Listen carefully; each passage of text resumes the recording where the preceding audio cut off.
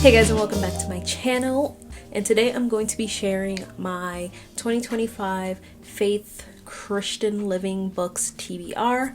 And I will say, I do this every year. Pick a few books I want to read, and then I probably read one out of them.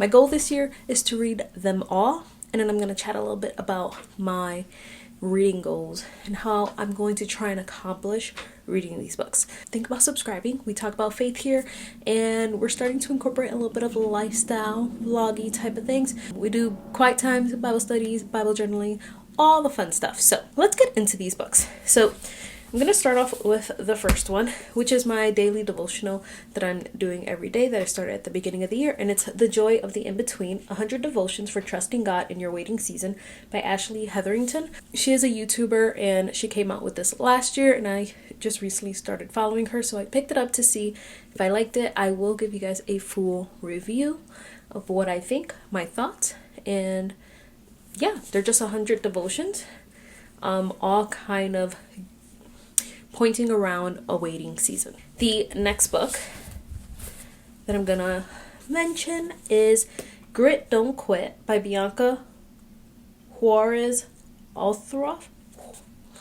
Wow, I cannot read her name. But I learned of her because I prefer to watch podcasts instead of listen to them. So I was watching the Candace Cameron Bure podcast, and she was her guest for season 4 or 6. I can't remember. But I just really enjoyed that season. I thought she was an excellent speaker, excellent Bible, just the way that she spoke about the gospel and presented it very well. I really enjoyed her style. So I picked up her book and I did start it. So I'm about a chapter in, that's it. I have a few tabs already, and I'm really enjoying this book so far. So basically it's about not quitting. She talks a lot about that. She says, no matter how many times we fall, our real power is revealed every time we get back up. Bianca is an empathetic guide on the path of perseverance and supports her personal anecdotes with wisdom and spiritual lessons from the life of the Apostle Paul. I cannot read today. With helpful summaries, key principles, and a prayer following each chapter, Grit Don't Quit will help us learn to resist the lies we think our failures prove, discover how to build resilience and apply it to our daily lives, develop new thought patterns and behaviors that keep us from crumbling or quitting, and disempower the triggers of compassion and helplessness by changing our perspective. In the end, we don't keep getting up merely for ourselves. We do it for those who will follow us in our wake. When those around us see how we handle the most devastating setbacks of our lives, our grit gives glory to the God we serve. So, I picked up this book. Yeah, I thought this was very fitting for me right now, how I've been feeling. So I like chapter 1, so there's that. I'll make sure to give you guys reviews as I read all these books and just give you guys my honest thoughts, if I hated it, if I liked it, all that. Another book that I plan on reading this year is called The Complete Green Letters by Miles J. Stanford. This was a book my spiritual mentor, recommended, and she said this really helped her with disbelief. Let's read what it says in the back. It says, "Not I, but Christ." That brief phrase reflects our complete dependency on Jesus for everything that the Christian life is about, from right standing with God to spiritual growth, to personal well-being, to practical service. In 4 words, it captures the essence and sweep of the complete green letters. The language of the complete green letters may have a classic flavor. But the remarkable insight and spiritual penetration are thoroughly and refreshingly contemporary. Drawing from the spiritual heritage of the Keswick Convention, these beloved writings by Miles J. Stanford comment powerfully on the true nature of spirituality. Here in one volume in logical order are, so there's different things here. The Green Letters, Principles of Spiritual Growth. The Principle of Position, Foundations of Spiritual Growth. The Ground of Growth, the Christian's relationship to the cross and the risen Christ. The Reckoning That Counts, the realization of spiritual growth. Abide Above, a guide to spiritual growth. So, because it's broken up into different things that he's written. So I'm really excited to get into this, and I kind of like that it's broken down to different things so I can read if I feel like just reading one section and putting this down and picking up another book, that would be good too. So this book is on my list. Another book I have for this year is For Women Only by Shanti Felden. I'm pretty sure I had this on my list last year. If not, I bought it last year and intended to read it, and I didn't. So it says, what you need to know about the inner lives of men. Discover the truth he wants you to know. The man in your life... I don't have a man in my life. So basically, you're going to learn how respect means more to him than love. Did anyone order something off of Amazon that requires like a passcode? Where is a passcode? Let me see. We're back. Oh, I was reading the back. It says, why your respect means more to him than your love, how he feels deep inside about his role as provider, what it means for a man to be visually wired, why sex for him is primarily emotional, not physical, what he most wishes he could say to you. So, and I think there's a version for men too, if I'm not mistaken. My cousin read this and she really enjoyed it, and she says she actually enjoyed this book much more than this book. Men are like waffles, women are like spaghettis. Understanding and delighting in your differences, and it just talks about how men think differently and women think differently, and I enjoyed this book a lot. It just talks about how men hold things in their minds and things like that, and how we differ from men. So there's this book. There's 4 books so far, and in this book I'm doing with a group, so I won't be alone. It's Respectable Sins by Jerry Bridges. It's the first book in our 3-book study that we're going to be doing this year and probably into next year. So the back says, whatever happened to sin?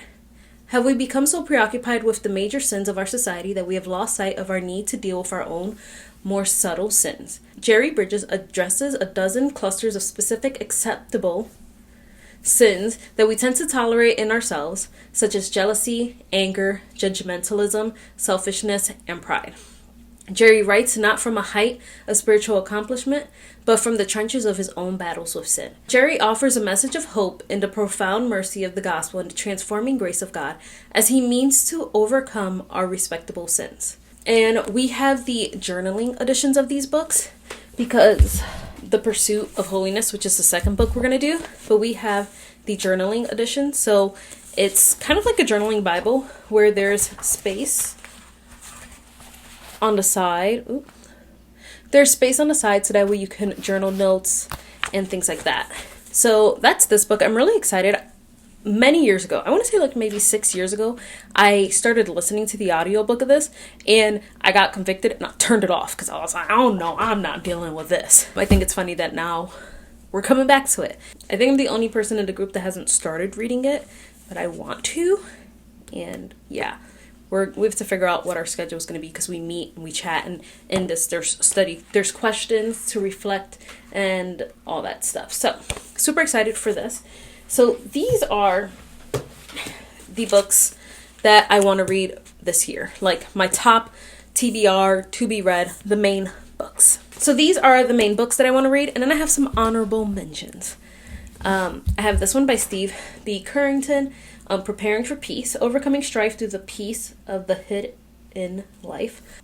Steve Currington is the creator of the RU program, Reformers Unanimous, and he himself was a drug addict, an alcoholic, and he created this program to help people through the gospel and through learning what God's word says, through memorization of his word, just through the Bible, learning to let go of addiction.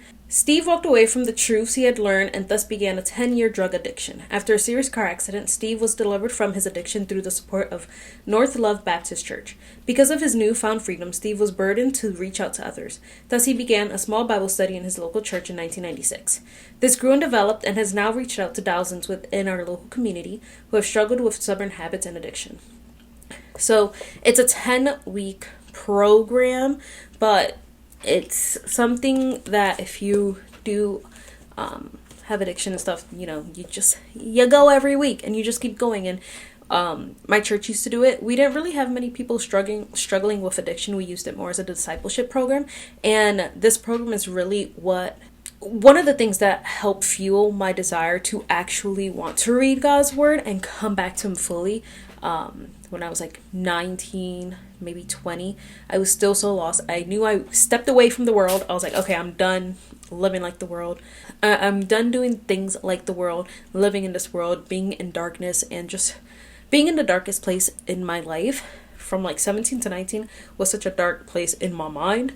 And once I started coming here, because I was already trying to figure out, I knew I needed God. I had God. I was saved, but I knew I needed to read his word and to grow in him. I needed to be disciplined, but I thought that I could discipline myself. I don't know what I was thinking. So I was looking up things, trying to figure out how to read the Bible and understand it myself, and just doing things the way I wanted to do it. I was trying to make God fit into this box and image that I wanted him to fit.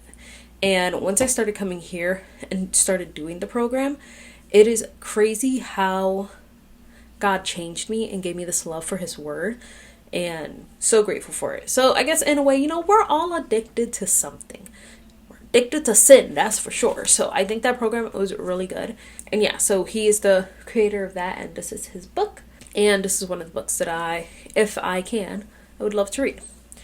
Another book is The Accidental Feminist, Restoring Our Delight in God's Good Decision by Courtney Resing. I mentioned this, I'm pretty sure, in my last two TBRs for faith books, and I've never gotten to it. But it just talks about how the uprising of feminism was never truly what they claim it is, and how it's really a deconstruction of women and our gender roles and the biblical way that God wants us. That's really what it is. So she just kind of takes everything back to God and what he says, what it truly means to be a Christian woman. And so it says you'll discover joy, purpose, and importance that are found in God's good design. So I'm excited to get into this book. I've had it for probably 6 or 7 years and have not read it yet. So I need to read it. And then the last book I have is The Well-Watered Woman by Gretchen Saffels. It says, rooted in truth, growing in grace, flourishing in faith. Discover the bottomless, refreshing well of God's word and experience fullness and peace beyond your circumstances. And this is a book my cousin gifted me. Was this when she was getting married? I want to say it was for when she was getting married, so 2 years ago. And I just have not read it. I want to, and I will say that, I started. Oh, it's a signed copy. I think I was excited like this last time too. I didn't realize. But yeah, I started. I got my little sticky notes ready. But I do think this book is just beautifully made. The design that went into this, the paper used, everything about this book is just aesthetically pleasing and so well made. So I do love that and appreciate that. But I want to get into what's in it, the meat of the things. And yeah, she really enjoyed this book. So I hope that maybe I can get to it this year and read it and enjoy it too, but I will let you guys know for sure. I'm hoping that I can do reading vlogs for all these books, so that way you guys can see kind of my thoughts as I'm reading the books and just what I'm thinking. So that's my plan. See if I do it. But these are the books that I plan on reading this year. Hopefully do. I'm trying to put it in my schedule to read more and to read more faith books. My plan is to kind of do a ratio of 5 fun books to 1 of these books, because these obviously take a little bit longer and I can zoom through the fun books quick, but I think that will help me make it a point to read these books. If I tell myself while I'm reading one of these books, I can only read up to 5 other books. Once those other 5 books have been read, I need to finish this book before I can read 5 more. So that's kind of my plan, and I'm hoping that that kind of helps me get into a rhythm of reading these books. And yeah, I'm not putting a number limit on how many books I'm going to read this year. Last year I did 100. I so could have done it, but I'm such a mood reader where I'll read 11 books in 1 month, and then for the next 4 months I read nothing, which is wild. But that's just kind of how I am. I could stop reading for the next 6 months. I stopped reading for almost a year and then started picking up books again. That's just how I've always been. I hope you guys enjoyed this video. Let me know if you guys have any book recommendations. I would love to add them to my Amazon cart. I would love to buy them because I love to buy books. I would love to read them. And if you've read the book that you're recommending, let me know what you thought of it. And if you have not read the book that you're recommending, let me know if you're recommending it so that way I will eventually review it or do a reading vlog with it. So yeah, I hope you guys enjoyed this video. Subscribe if you aren't. Give this video a thumbs up if you enjoyed it and want more like it. And I will see you guys in my next one.